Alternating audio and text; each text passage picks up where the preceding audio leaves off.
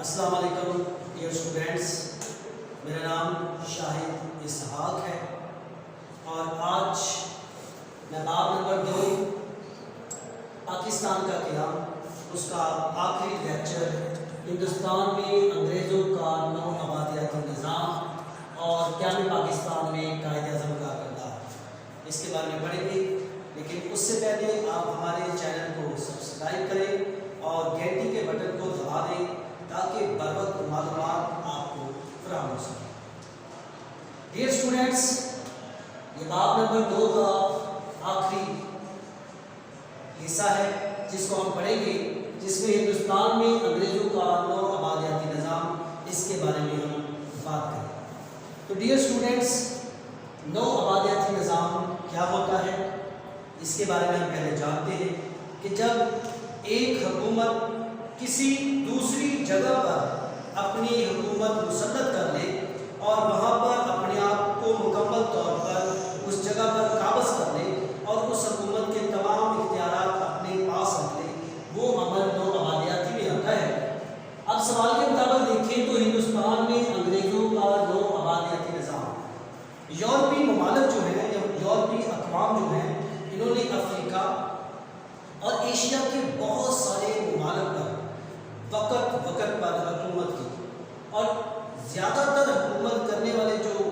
لوگ تھے وہ انگریز تھے، اس لیے اس کو انگریزوں کا نو آبادیاتی نظام کہا جاتا ہے۔ اب ہم تھوڑا سا تاریخی پہلو کی طرف چلیں گے تو اس میں سب سے پہلے نمبر پر یہ کام کب شروع ہوا؟ 1498 عیسوی میں پرتگالی جہاز کی آمد ہوتی ہے جس میں واسکو ڈی گاما، جس کا نام آپ نے بارہ دفعہ سنا۔ وہ 1498 عیسوی میں افریقہ کی طرف سے آتی ہیں جہاز کے ذریعے سے، اور ان کا گزر جو ہے وہ برصغیر کی طرف ہوتا ہے، اور جب یہاں پہ وہ گزرتے ہیں تو موجودہ مہاراجا جو ہوتے ہیں وہ ان کو دعوت دیتے ہیں تجارت کی۔ ڈیئر اسٹوڈینٹس، یہاں سے انگریزوں کی نو آبادیاتی نظام کا سلسلہ شروع ہو جاتا ہے، یعنی کہ 1498 عیسوی سے جب پرتگالی جو ہے وہ برصغیر پر تجارت کرنا شروع کر دیتے ہیں، تو اس کے بعد ہسپانوی، جنہیں ہم فرانسیسی کہتے ہیں، وہ اس جگہ پر تجارت کرنے کا کام شروع کرتے ہیں، اور فرانسیسی لوگوں کو اور پرتگالی لوگوں کو دیکھ کر انگریز جو ہیں وہ بھی اس جگہ پر تجارت کی غرض سے آتے ہیں۔ اور سب سے پہلے نمبر پر 1600 عیسوی میں برطانیہ جو ہے وہ ایسٹ انڈیا کمپنی کے نام سے اپنا ایک ادارہ متعارف کرواتی ہے، اور برصغیر میں مغلیہ سلطنت کے بادشاہ جہانگیر اور اس کے بعد شاہ جہاں سے اجازت طلب کرتے ہیں کہ ہمیں یہاں پر تجارت کرنے کی اجازت دی جائے۔ بس وقت کروٹ لیتا جاتا ہے اور انگریز اپنے آپ کو یہاں پر مضبوط کرتے جاتے ہیں۔ اس کے بعد 1600 کے بعد سے انگریز اپنی پکڑ جو ہے وہ برصغیر پر مضبوط کرتے ہیں، اور 1757 میں جنگ پلاسی ہوتی ہے جو سراج الدولہ اور انگریزوں کے درمیان ہوتی ہے۔ اس جنگ میں بھی سراج الدولہ کے دوست جو ہیں وہ اس کو دھوکہ دیتے ہیں اور انگریزوں کے ساتھ مل کر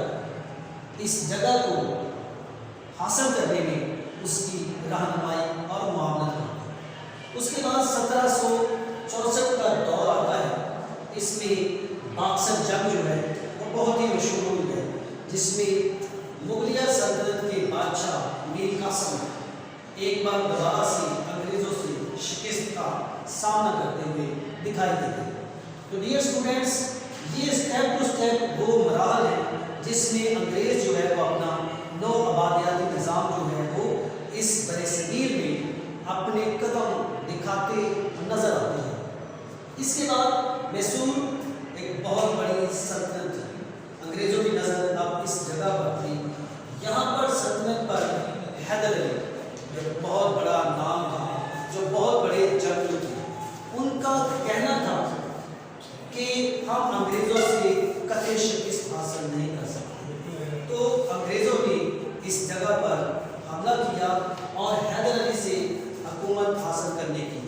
کوشش کی۔ اس کے بعد ان کے صاحبزادہ ٹیپو سلطان، جن کا ایک بہت مشہور مقولہ ہے کہ شیر کی ایک دن کی زندگی گیدڑ کی 100 سالہ زندگی سے بہتر ہے، اسی طرح سے جس طرح سے جنگ تراسی میں سراج الدولہ کے دوست اسے دھوکہ دیتے ہیں، ایک بار دوبارہ سے تاریخ اپنے آپ کو دہراتی ہے اور ٹیپو سلطان کے ساتھ رہنے والے اس کے دوست انگریزوں کا ساتھ دے دیتے ہیں، اور اس صورتحال میں کیا ہوتا ہے کہ میسور پر بھی انگریز قابض ہو جاتے ہیں۔ اور اس کے بعد جنگ آزادی کا وہ وقت جو کبھی کوئی مسلمان کبھی نہیں بھول سکتا، 1857، جب برصغیر پر تمام انگریز مکمل طور پر قابض ہو جاتے ہیں، اور وہ کمپنی جس کا نام ایسٹ انڈیا کمپنی تھا، اس کا یہ نام تبدیل کیا جاتا ہے، اور تمام قسم کے اختیارات جو ہیں وہ برطانوی حکومت کو منتقل کر دیے جاتے ہیں۔ تو ڈیئر اسٹوڈنٹس، ہندوستان میں انگریزوں کا نو آبادیاتی نظام 1408 سے شروع ہوتا ہے اور 1857 سے مزید آگے چڑھتا ہے، لیکن 1947 میں تحریک پاکستان اور بہت ساری تحریکیں جو ہیں وہ ساتھ ساتھ چلتی ہے، جس کے بعد بلا آخر ہمیں انگریزوں سے آزادی مل جاتی ہے۔ اب ہم ڈیئر اسٹوڈنٹس آگے بات کریں گے قیام پاکستان میں قائد اعظم کے کردار کے بارے میں، کہ قائد اعظم کا قیام پاکستان میں کیا کردار تھا۔ ڈیئر اسٹوڈنٹس، سب سے پہلے نمبر پر ہم قائد اعظم کی خاندانی زندگی کے بارے میں کچھ آپ کو بتاتے ہیں۔ اس میں آپ کو پتہ ہوگا، کیونکہ ہم یہ چیز چھوٹی کلاسوں میں پڑھتے ہیں، کہ ان کی تاریخ ولادت 25 دسمبر 1876 ہے۔ ان کے والد کا نام پونجا تھا اور ان کی والدہ جو تھی وہ میٹھی بائی تھی۔ اس کے بعد انہوں نے میٹرک تک تعلیم جب حاصل کی تو انہوں نے انگلستان جانے کا فیصلہ کیا، لیکن اس دوران ان کی والدہ کے اصرار پر وہ اپنی پہلی شادی کرتے ہیں رتی بائی سے، اور اس کے بعد وہ وکالت کی ڈگری حاصل کر کے جب دوبارہ واپس آتے ہیں تو اس وقت 19 سال کی عمر میں وہ برصغیر کے سب سے کم عمر وکیل ہونے کا اعزاز بھی حاصل کرتے ہیں۔ قائد اعظم کے اور 6 بہن بھائی تھے، جن میں سے ان کی 3 بہنیں تھیں، شری جناح، اس کے بعد فاطمہ جناح اور مریم جناح۔ اس کے بعد ان کے 3 بھائی تھے، جس میں بندے جناح، رحمت جناح اور احمد جناح تھا۔ تو اس طرح سے قائد اعظم اپنے تمام بہن بھائیوں میں سے سب سے بڑے تھے۔ اکثر آپ نے دیکھا ہوگا کہ فاطمہ جناح آپ کو ان کے ساتھ نظر آتی تھی۔ ایک تو وہ سب سے چھوٹی تھی، اور دوسرا والد اور والدہ کے انتقال کے بعد قائد اعظم نے ان کو مکمل طور پر اپنے سپرد رکھا اور ان کی تمام ذمہ داری کا بیڑا خود اٹھایا۔ اب ہم بات کرتے ہیں کہ قائد اعظم محمد علی جناح نے جب وکالت کی ڈگری حاصل کر لی تو اس کے بعد وہ سیاسی میدان میں آتے ہیں، اور سیاسی میدان میں آنے کے بعد وہ سب سے پہلے کانگریس جماعت کو جوائن کرتے ہیں، اس عزم کے ساتھ کہ ہم ہندو مسلم اتحاد کو پروان چڑھائیں گے اور اس میں بڑھ چڑھ کر حصہ لیں گے۔ لیکن وقت کے ساتھ ساتھ قائد اعظم کو یہ بات مکمل طور پر پتہ چل جاتی ہے کہ ہندو جو ہے وہ اس بات کے لیے قطعی تیار نہیں کہ ان کے لیے مسلمان جو ہیں وہ ایک ہے۔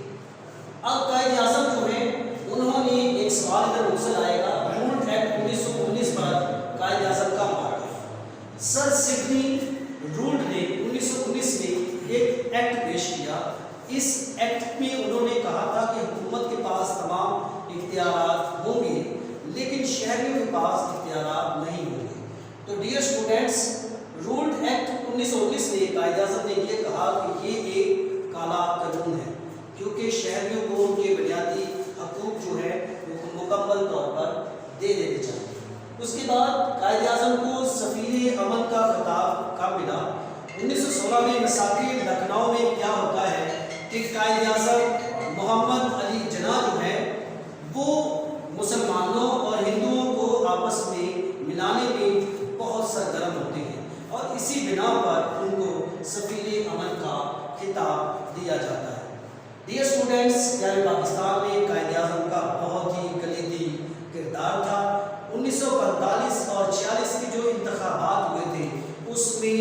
مسلم لیگ کو فتح کی طرف گامزن کرنے کے لیے قائد اعظم کا بہت ہی اہم کردار تھا۔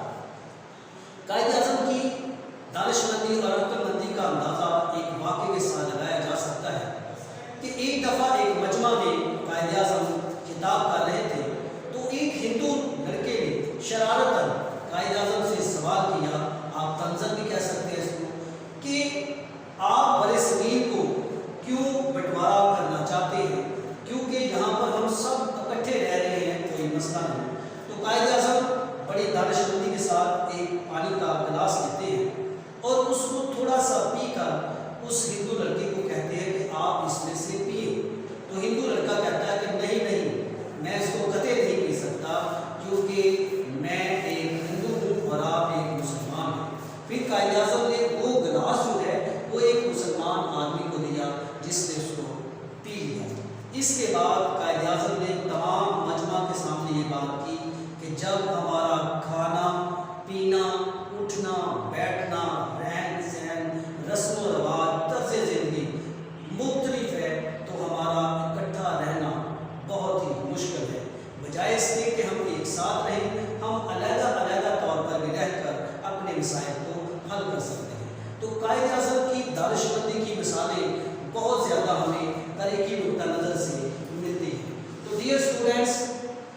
قائد اعظم نے 1940 سے لے کر 1947 کے درمیان انتھک محنت کی۔ جیسے میں نے آپ کو چیپٹر کے شروع میں بتایا تھا کہ باب نمبر 2 جس میں پاکستان کا قیام، یہ ہم 1940 سے لے کر 1947 کے درمیان پڑھیں گے۔ یہی وہ دورانیہ تھا جس میں ہمارے قائد اعظم محمد علی جناح نے پاکستان کو حاصل کرنے کے لیے سر در کی بازی لگائی اور بالآخر 14 اگست 1947 کو پاکستان حاصل کرنے میں اپنا اہم کردار ادا کیا۔ ڈیئر اسٹوڈنٹس، ہم نے